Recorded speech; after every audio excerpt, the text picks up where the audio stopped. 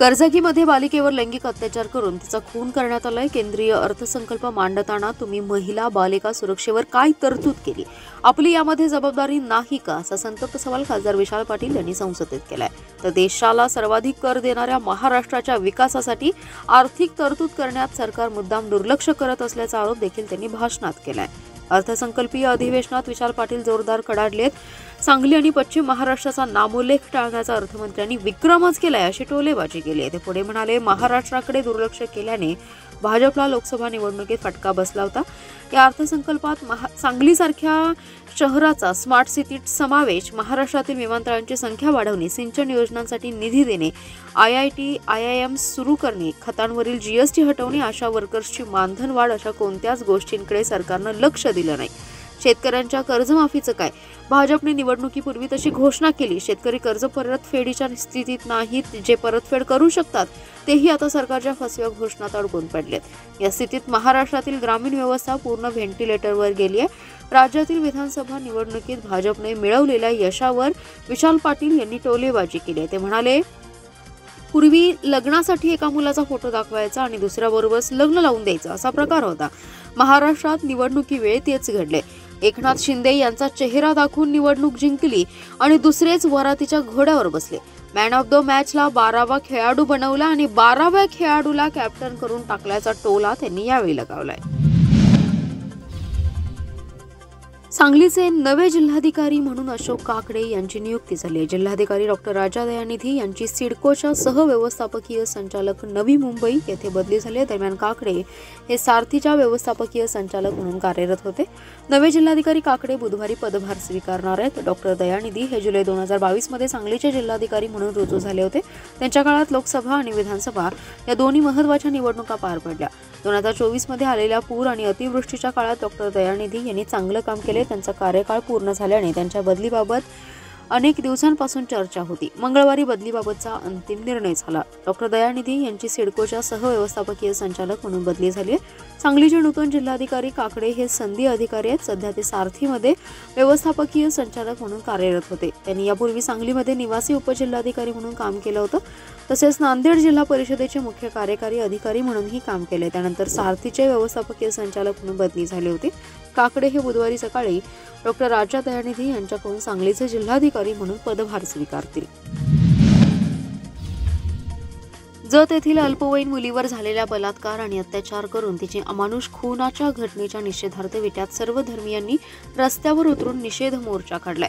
नराधमाला फाशीची शिक्षा झालीच पाहिजे अशी जोरदार घोषणाबाजी करत हा धडक मोर्चा काढण्यात आलाय। त्यानंतर निवासी नायब तहसीलदारांना निवेदन देण्यात आलं। या निषेध मोर्चामध्ये सर्व धर्मीय नागरिक, सामाजिक, राजकीय संघटनांचे पदाधिकारी उत्स्फूर्तपणे सहभागी झाले होते। त्यामध्ये महिला समाज बांधवांची उपस्थिती लक्षणीय होती। जत येथील 4 वर्षाच्या मुलीवर बलात्कार आणि अत्याचार करून तिची अमानुष हत्या करण्यात आल्याच्या घटनेच्या निषेधार्थ विटा बंदची हाक देण्यात आली होती। या बंदमध्ये विटा शहरातील सर्व व्यापाऱ्यांनी उत्स्फूर्त सहभागी होत आपापली दुकाने आणि व्यवसाय बंद ठेवून या बंदला पाठिंबा दिलाय। सराफपेठ, व्यापारी संकुल यांसह प्रमुख बाजारपेठांमधील व्यापाऱ्यांनी कडकडीत बंद पाळून पाठिंबा दिला। सकाळी 11 वाजण्याच्या सुमारास चौंडेश्वरी चौकापासून निषेध मोर्चाला सुरुवात झाली।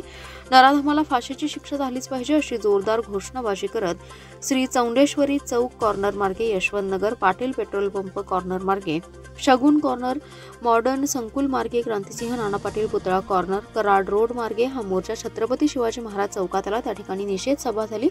या निषेध मोर्चा दरम्यान विटा पोलीस ठाण्याचे पोलीस निरीक्षक धनंजय फडतरे यांच्या मार्गदर्शनाखाली विटा पोलिसांनी मोर्चा मार्गावर ठिकठिकाणी चोख बंदोबस्त तैनात केलाय।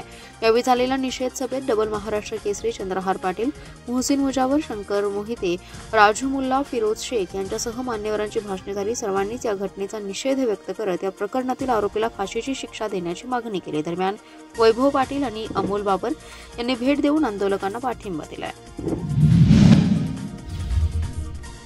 राज्य माध्यमिक आणि उच्च माध्यमिक मंडळामार्फत घेण्यात येणाऱ्या 12वीच्या परीक्षेला उत्साहात सुरुवात झाली। पहिलाच पेपर इंग्रजीचा कॉपीमुक्त झालाय।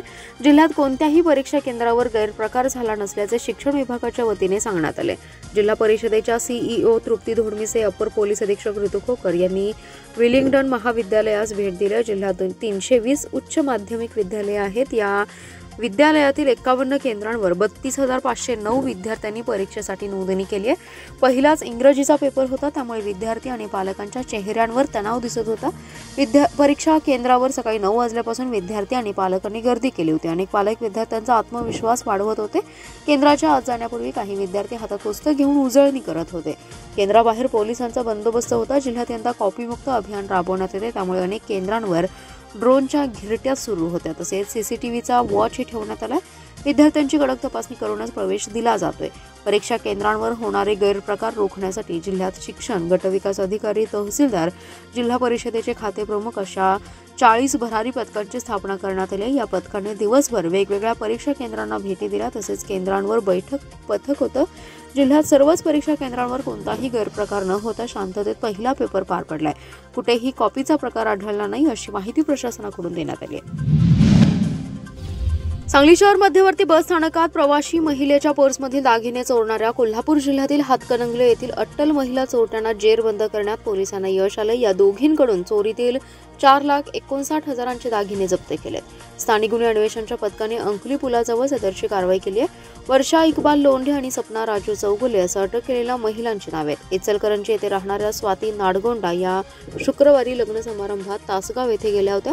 लग्न समारंभ आटोपून त्यांनी सर्व दागिने काढून त्यांच्या पर्समधील चोरट्या पर्समध्ये ठेवले होते। तासगाव ते सांगली बस प्रवास करत असताना त्यांची दागिने आणि पैशांची पर्स होती। दुपारी 2 ते 3 वाजण्याच्या सुमारास सांगली मध्यवर्ती बस स्थानकातून इचलकरंजीला जाण्यासाठी नाडगोंडा या बसत असताना अज्ञात चोरट्यांनी गर्दीचा फायदा उचलत त्यांच्या पर्समधील 3,60,000 रुपये किमतीचे दागिने लंपास करत पोबारा केला। याबाबत त्यांनी सांगली शहर पोलिसात फिर्याद दिली। घटनेचं गांभीर्य ओळखून स्थानिक गुन्हे अन्वेषणचं पथक चोरट्यांचा शोध घेत असताना माहिती मिळाली की संशयित वर्षा लोंढे आणि सपना चौगुले या 2 महिला चोरीचे दागिने घेऊन अंकली पुलाजवळ थांबल्यात। मिळालेल्या माहितीप्रमाणे पथकातील कर्मचाऱ्यांनी तातडीने त्या ठिकाणी जाऊन दोघींना ताब्यात घेत तपासणी केली असता त्यांच्याजवळ दागिने मिळाले। दागिन्यांबाबत चौकशी केली असता त्यांनी 5 दिवसांपूर्वी सांगली बस स्थानकात महिलेच्या पर्समधून चोरी केल्याचं कबुली दिली। यावेळी त्यांना अटक करून सांगली शहर पोलिसांच्या स्वाधीन केले। दरम्यान अटकेतील दोघे या अट्टल चोरटे असून त्यांच्यावर सांगली आणि कोल्हापूर जिल्ह्यात विविध गुन्हे दाखल आहेत। मिरज सांगली रस्त्यावर श्री सिद्धिविनायक कॅन्सर हॉस्पिटल समोर मोकाट कुत्रे आडवे आल्याने दुचाकीवरून निघालेले पोलीस हवालदार सम्राट काकासो कदम हे ठार झाले, तर दुचाकी चालक प्रकाश तातोबा संगपाळ हे जखमी झालेत। पुण्यातील बालाजीनगर पोलीस ठाण्यात कार्यरत असलेले सम्राट कदम हे त्यांच्या मेहुणा प्रकाश संगपाळ यांच्या दुचाकीवरून रात्री 9 वाजता सांगलीकडे जात होते। यावेळी मिरजेतील सिद्धिविनायक हॉस्पिटल समोर अचानक मोकाट कुत्रे आडवे आल्याने दुचाकी रस्त्याच्या दुभाजकाला धडकून पलीकडे पडली। यावेळी समोरून वेगात आलेल्या मोटारीने त्यांच्या डोक्याला ठोकरल्याने ते गंभीर जखमी झाले। त्यांना उपचारासाठी रुग्णालयात नेण्यात आलं, मात्र तिथे त्यांचा मृत्यू झाला। जखमी दुचाकी चालक प्रकाश संगपाळ यांच्यावर उपचार सुरू आहेत। अपघातात पोलीस हवालदार सम्राट कदम यांचा नाहक बळी गेलाय। सम्राट कदम यांनी 20 वर्ष पोलीस दलात सेवा केली होती। कदम यांच्या पश्चात पत्नी, मुलगा असा परिवार आहे। पोलिसांनी दुचाकी चालक प्रकाश संगपाळ यांच्यावर गुन्हा दाखल केलाय। याबाबत गांधी चौकी पोलीस अधिक तपास करत आहेत। शहरात मोकाट कुत्र्यांचा उपद्रव मोठ्या प्रमाणात असून मोकाट कुत्र्यांमुळे वारंवार अपघात होत आहेत। तासगाव तालुक्यातील मोराळे येथे सन 2015 ते 2020 या कालावधीत ग्रामपंचायत मोराळे पेड ग्रामपंचायत सदस्य यांच्या सह्या बोगस असून ना हरकत प्रमाणपत्र ही बोगस आहे। तरी संबंधित स्टोन क्रशर नामंजूर करा आणि चौकशी करून दोषींवर कारवाई करा या मागणीसाठी ग्रामस्थांकडून तासगाव तहसील कार्यालयासमोर 1 दिवसीय आंदोलन करण्यात आलं। दिलेल्या निवेदनात त्यांनी सांगितले की तासगाव तालुक्यातील मोराळे पेड या ग्रामपंचायतमध्ये सन 2015 ते 2020 या कालावधीत पदाधिकारी आणि सदस्य होते। या कालावधीत गावाला आणि शेतीला कोणत्याही प्रकारचा त्रास होईल असं कोणतेही मासिक मीटिंग आणि ग्रामसभेचे ठराव केले नाहीत। मात्र आमच्या कालावधीत गावात स्टोन क्रशरला ना हरकत दिलेले प्रस्ताव आमच्या निदर्शनास आलाय। याबाबत आम्हा पदाधिकारी आणि सदस्यांना कोणतीही माहिती नाही। स्टोन क्रशर बाबत दिलेला ना हरकत प्रमाणपत्र हे बोगस असून त्यावर केलेल्या सह्याही बोगस आहे। त्यावर सह्या कोणी केल्या याची चौकशी करावी आणि दोषींवर कारवाई करावी। तसेच दिलेला ठराव रद्द करून स्टोन क्रशर नामंजूर करावे अशी मागणी करत तासगाव तहसील कार्यालयासमोर 1 दिवसीय धरणे आंदोलन मोराळे ग्रामस्थांच्या वतीने करण्यात आले। यावेळी राजाराम पाटील, शकुंतला पाटील, शांता जाधव, गोरख कुंभार, अशोक मंडले, कृष्णदेव चव्हाण, संदीप पाटील, विठ्ठल पाटील, दत्तात्रय पाटील, शरद पाटील, जयवंत टोकले यांसह अन्य ग्रामस्थांच्या सह्या आहेत। अखिल भारतीय श्रमिक सन्मान यात्रा सांगली शहरात पोहोचली। यावेळी सांगली येथील विविध संघटनांच्या प्रतिनिधींनी यात्रेचं जोरदार स्वागत केले।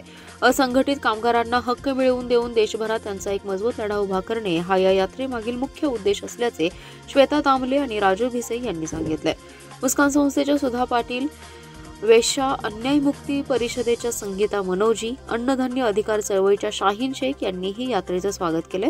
बांधकाम निवारा कामगार संघटनेचे शंकर पुजारी यावेळी अध्यक्षस्थानी होते। संग्राम संस्थेच्या मीनार शेषू, समीर शेख, नलिनी शेखर, स्मिता गायकवाड, अलम मुजावर उपस्थित होते। यावेळी निवारा बांधकाम कार्यालयापासून रॅली काढण्यात आली।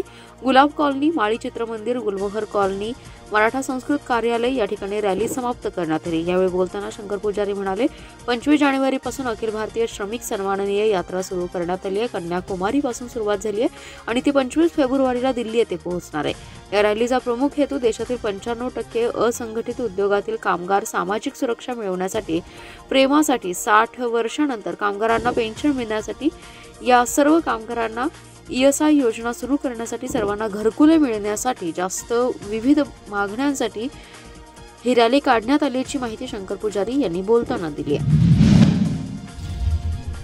महापालिकेच्या मध्यवर्ती निदान केंद्रासमोरच कुत्र्यांच्या टोळक्याने एका 5 वर्षीय बालकावर हल्ला केलाय। बालकाच्या मांडी, पोटरीचे लचके तोडलेत। काही तरुणांनी वेळीच धाव घेत कुत्र्यांना हुसकावून लावलं, त्यामुळे बालक बचावले।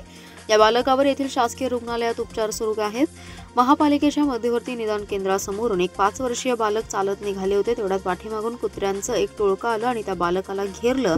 त्याच्यावर भुंकून अंगावर धावून चालले। त्यामुळे घाबरलेल्या बालकाने जवळच थांबलेल्या कारच्या मागे जाण्याचा प्रयत्न केला, मात्र कुत्र्यांनी त्याला तिथं घेरलं आणि हल्ला केला।